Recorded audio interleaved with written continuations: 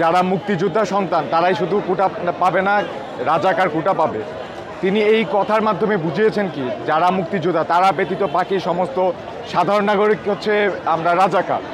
আমরা কিন্তু আসলে রাজাকার না, আমরা প্রধানমন্ত্রী শেখ হাসিনা, উনি হচ্ছে আমাদের অভিভাবক। ওনার কাছে আমাদের দাবি দেওয়া, আমাদের সমস্ত চাওয়া পাওয়া কিন্তু হচ্ছে মাননীয় প্রধানমন্ত্রী শেখ হাসিনার কাছে। কিন্তু উনি আমাদের অভিভাবক হিসেবে উনি কিন্তু কাজটা ঠিক করেন।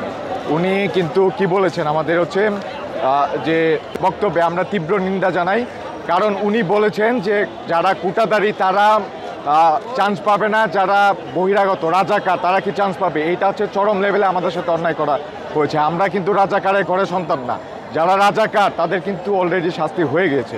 কিন্তু আমরা যারা আছি, আমরা শিক্ষার্থী, সাধারণ শিক্ষার্থী, আমাদের দাবি দেওয়া ছিল খুবই সাধারণ। আমরা হচ্ছে কোটা সংস্কার চাই, আমরা কিন্তু কোটা বাতিল চাই না।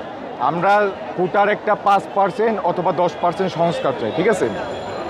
তো মাননীয় প্রধানমন্ত্রী এই আবদারটা আমাদের মেনে না নিয়ে উনি কী করলেন, আমাদের আরও উস্কে দিলেন। হ্যাঁ, মাননীয় প্রধানমন্ত্রী বললেন কি যে হচ্ছে যারা মুক্তিযোদ্ধা তারা কোটা না পেয়ে রাজাকাররা কি কোটা পাবে, তার মানে এটা তারা উনি কী বুঝাচ্ছেন যে আমরা সবাই হচ্ছি রাজাকার, ঠিক আছে। কিন্তু আমরা তো রাজাকার না।